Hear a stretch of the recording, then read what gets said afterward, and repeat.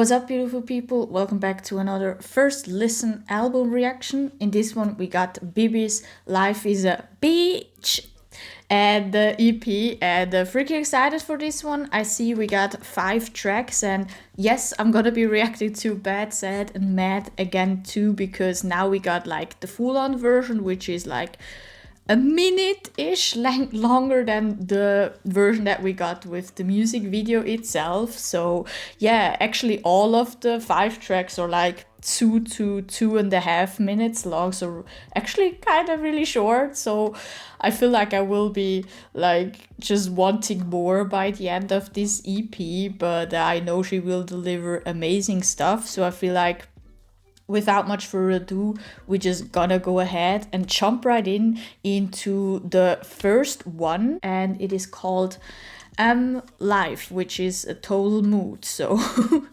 like the whole EP, like Life is a Bitch, is already a whole mood. So let's go.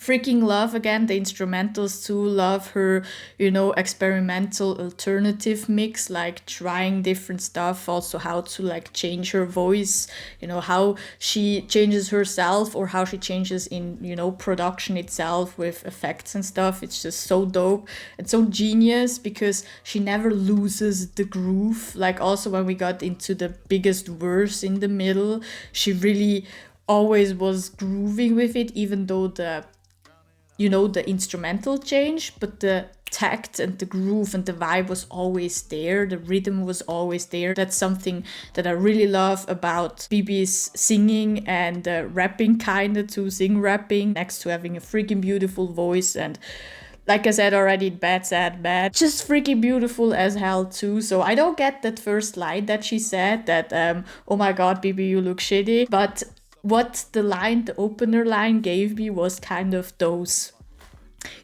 family members that you see once a year and they start asking really like in your face questions, like, or really kind of insulting questions, like doesn't feel like a compliment or something, more like an insult. You know what I'm trying to say? So it kind of reminds me of that, and then her answer to all those like first few lines is kind of like, life is happening. So I could really relate to that, like, oh, you don't have a boyfriend yet, why aren't you getting a boyfriend? I'm like, and then in the verse, I'm kind of a little confused because I feel like, I don't know if she was talking about house violence or if the intention was her saying, or again, one of the family members, those really, intrusive family members once a year with their questions were like, hey, was that a boy that did that to you? But she was like, no, it's me going through life. I did it myself, because it can be turned both ways. I feel like that verse, I feel like it's more about, life beating her black and blue, like life bringing her down all the time just because it would fit the song a lot more. But again, freaking genius song, amazing opener,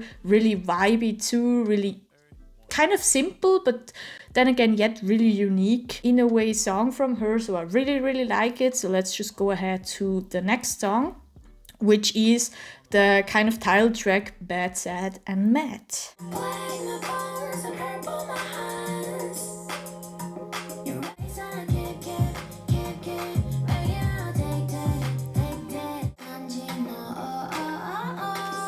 Ooh. Yo. The way they like kind of were teasing us with this song, especially in the middle portion, like she really has it down how to make a bass drop, how to like introduce the bass into the song. Like she often has, you know, that really bare intro and then building it up a little bit with the snare and the hi-hats, and then comes the bass perfectly to the chorus itself, and then she takes it away again really fast, right? Like here in this song, for example, like she takes it away right after I feel like the chorus ended, and then you think that right after the first, you know, verse she will introduce it right away, but then she's like keeping it till the very end when the chorus again is coming too. So she kind of teases us with that, because a few times in this song I thought the bass will drop sooner, and I was like, oh no, okay, I have to wait. It kind of fits the song too, because it sounds like kind of really the BDSM vibe that she wanted to go, you know, kind of also the relationship that you have with life, because it's kind of is a torture and a teasing all the time. You know, there are some days like that you're like, why is life working like that? What the hell? Life beating you black and blue, and then again giving you the biggest high, giving you everything that you want, and then again beating you down in some way or form. So I feel like this is what the song is a little bit about, you know, bad, sad, and mad and stuff. All the down points, basically bad, sad, and mad. But then when you put it together, it also gives like BDSM kind of. It's another dope track from her, which is way too short again. But then again, I feel like that's the sweetness in it, you know, same as Life's High are short most of the time, or feel short. Her amazing tracks are short and feel totally short. So we get a high every single time we listen to her song. So yeah, let's go ahead to the third track, which is called PIRI The Dog. Please.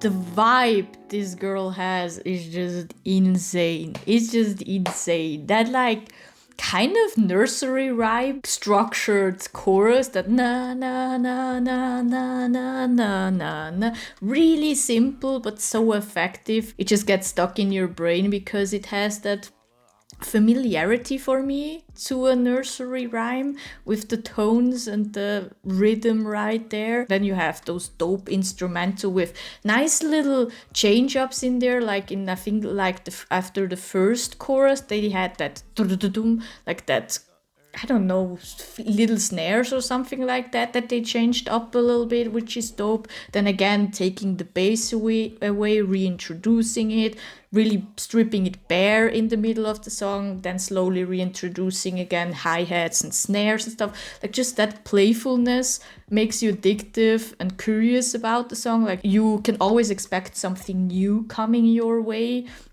while listening to the song, and it makes the whole experience so freaking dope and so vibey. And then, like I said, with the nursery rhyme, you have her doing that, but then after like a little bit, like after the right amount of time, she switches the flow to another addictive one, or totally to a singing part, or you know, maybe even to a total rapping part. One thing that was caught me off guard in the song is, you know, it's called PIRI The Dog. I just didn't think she would talk from first person as her as the dog.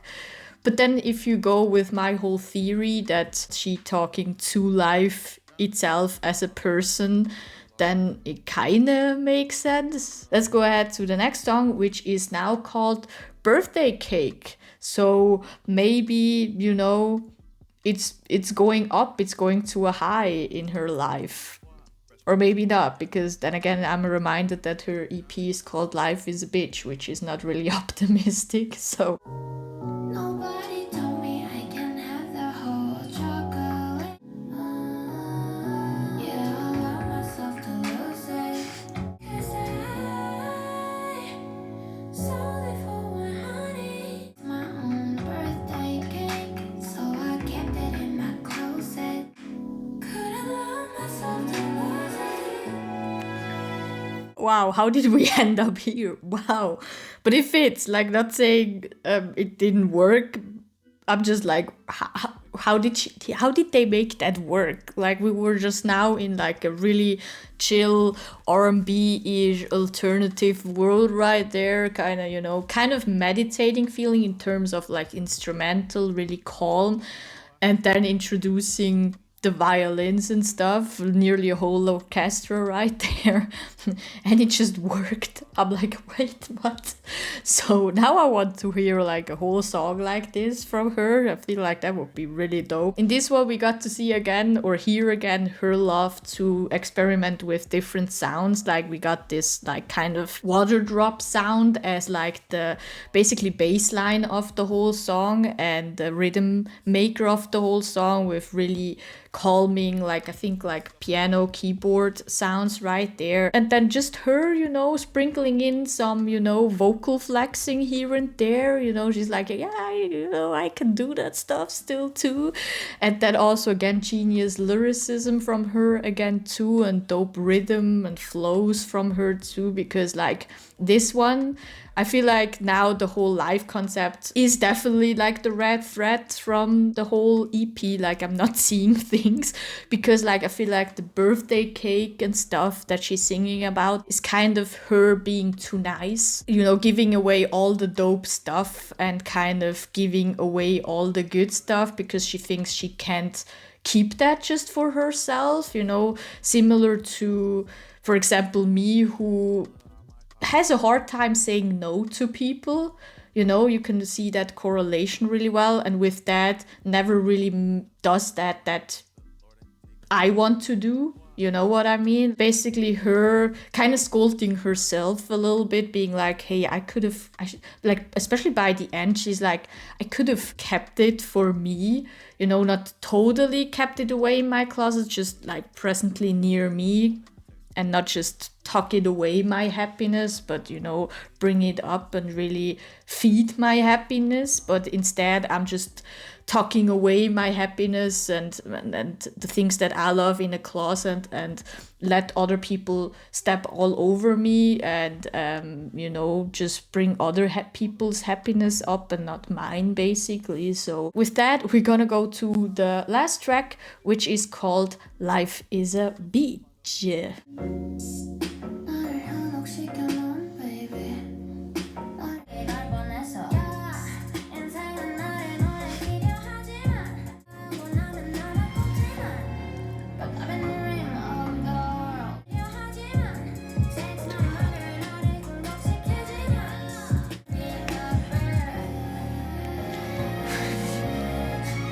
Bro, why is this so short? Why is this so short? Where's the full album? BIBI, where's the full album? I want the full album. Please don't tease us like that. This is just another level at this point. Like, I already thought it throughout the whole, like, track list, throughout the whole album.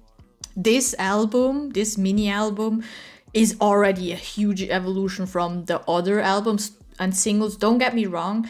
She always had amazing stuff, but I feel like her evolvement throughout now the years where we didn't hear a lot from her, like she had, you know, features here and there, and she had some single releases and stuff, but this is just like, you see the growth in this, where you're like, just like, especially now this ending track, I'm like, with the violins, like I just said a track ago, I was like, I want to have a little bit more with the whole orchestra feel in this one, and she just brings it. I'm like, she totally knew, bro. Wow, okay. I was correct with like kind of, you know, the first 3 tracks being like the lows of her life, like life really beating her down. And then now by track 4, she's realizing a little bit why, you know, it's not working the way she wants, you know, that she's someone who, like me, for example, puts other people's happiness to the front. And then by now, the last track, she's like, yeah, life is a bitch, but, you know, I've been on the ground, I've been 6 feet under, like, you can't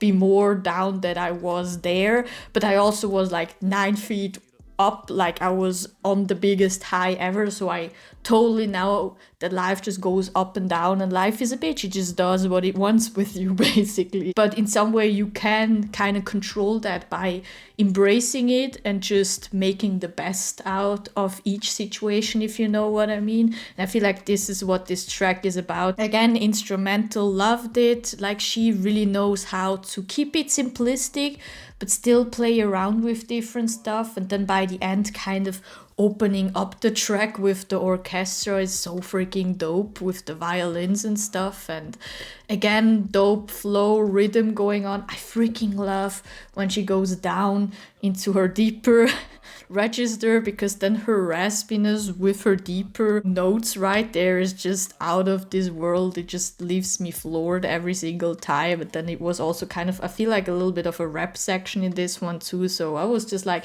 she just gave me everything with the last track, like all combined into one. All in all, after listening to the whole mini album, it's a masterpiece. Like, let's just be honest, there's not one bad track in this one, like not at all. Exactly what I kind of was expecting, but then again, she exceeded my expectation with, like I said, the evolution that she made. Like, she really is now figuring out her own signature style and signature sound right here. Like, it feels like it's crystallizing even more than before. The only bad thing that I have to say about this whole mini album is it's way too short. But then again, I feel like that's the sweetness in it, you know? Like, I feel like that was really intentional, just teasing us a little bit and being like, yeah, life is a bitch, isn't it? I hope you guys enjoyed my kind of all over the place theorizing and analyzing BIBI's Life is a Bitch, and let me know down in the comments below what you guys thought of the whole mini album and which track is your favorite. If I'm being honest, right now the last track is my favorite. I hope you guys have an amazing day, be safe, and don't forget to subscribe, like, and I'm gonna see you guys on the next one. Peace. Drowning out our sorrows, holy water lost at sea. Stacking all this baller, I might cop a subway.